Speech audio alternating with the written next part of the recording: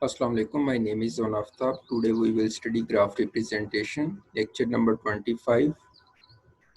Here this is the layout of today lecture. What is graph? Graph categories, dense graph, sparse graph, and graph representation, urgency matrix and urgency list, and graph applications.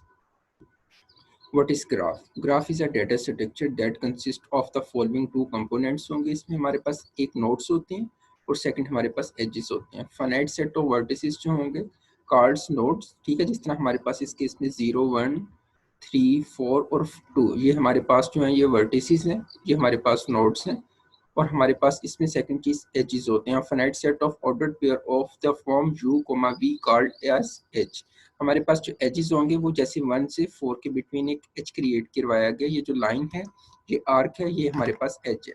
The pair is order because u, v is not same as v, u in case of directed graph. अगर हमारे पास directed graph होंगे तो 1 से 2 की तरफ जो as के ये क्रिएट हुआ है ये लाजमी नहीं है. अगर 1 से डायमेंशन इसकी 2 की तरफ है तो लाजमी नहीं है कि ये एज जो है ये 2 से 1 की तरफ भी हो. इट मीन्स कि u, v is not equal to v, u अगर हमारे पास डायरेक्टेड ग्राफ है. लेकिन अगर हमारे पास अनडायरेक्टेड ग्राफ है तो u, v is equal to v, u. ठीक है, ये प्रॉपर्टी उसमें सेटिस्फाई हो रही होगी. The pair of the form u, v indicate that there is an edge from the vertex u to v. हमारे पास जैसे एक let's suppose vertex u है और second v है, तो इनके between ये जो हमारे पास link है ये edge होगा. और ये directed graph में जो है वो u, v is not equal to v, u. But हमारे पास अगर undirected graph है तो u, v is equal to v, u. Edges may contain weight, value और cost. जो edges होंगे हो सकता है कि इनके ऊपर कोई वेट जो है वो असाइन करवाया गया हो. जो वैल्यू यहाँ पे आ रही होगी वो कॉस्ट हो सकती है, वेट हो सकता है, कोई वैल्यू होगी जो कि रिप्रेजेंट कर रहा होगा कि अगर हमें एक वर्टेक्स u से v की तरफ मूव करना है तो हमें टोटल कितनी कॉस्ट बेयर करना होगी. इसके बाद हमारे पास ग्राफ कैटेगरी. ग्राफ को कैटेगराइज करवाया जाता है. मेजर जो कैटेगरीज हैं वो इसकी दो ही हैं. हमारे पास कुछ ग्राफ जो होते हैं वो डेंस होते हैं और कुछ ग्राफ हमारे पास स्पार्स होते हैं.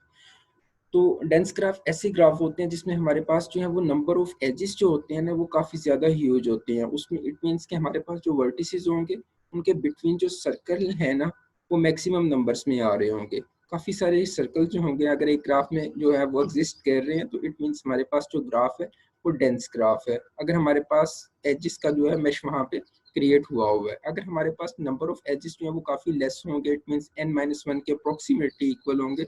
नंबर ऑफ सर्कल्स जो होंगे इन ग्राफ वो वेरी लेस अमाउंट में होंगे. देन हमारे पास जो ग्राफ बन रहा होगा वो स्पार्स ग्राफ होगा. तो स्पार्स ग्राफ के अपने बेनिफिट्स हैं, डेंस ग्राफ के अपने अपने बेनिफिट्स हैं. इन दोनों के लिए अलग-अलग डिफरेंट अप्रोचेस हैं जिसके थ्रू जो है डेंस ग्राफ को भी रिप्रेजेंट करवाया जा सकता है बेटर वे में और स्पार्स ग्राफ को भी एक बेटर वे में बेटर अप्रोच को यूज करते हुए जो है वो रिप्रेजेंट करवाया जा सकता है. Graph representation. हमारे पास जो ग्राफ की रिप्रेजेंटेशन है वो एक अर्जेंसी मैट्रिक्स होता है और सेकंड हमारे पास अर्जेंसी लिस्ट होता है. तो कुछ सिचुएशंस हमारे पास ऐसी होती हैं जिसमें हम जो है वो अर्जेंसी मैट्रिक्स को यूज कर रहे होते हैं. वहाँ पे अर्जेंसी मैट्रिक्स जो है वो मोर विजिबल हमारे पास जो है वो रिजल्ट्स आ रहे होते हैं. कम टाइम कॉम्प्लेक्सिटी हमारे पास यूज हो रही होती है. लेकिन कुछ ऐसी सिचुएशंस होती हैं जहाँ पे हम अर्जेंसी लिस्ट को यूज करते हैं और अर्जेंसी लिस्ट की वजह से हमारी टाइम कॉम्प्लेक्सिटी काफ़ी रिड्यूस हो जाती है.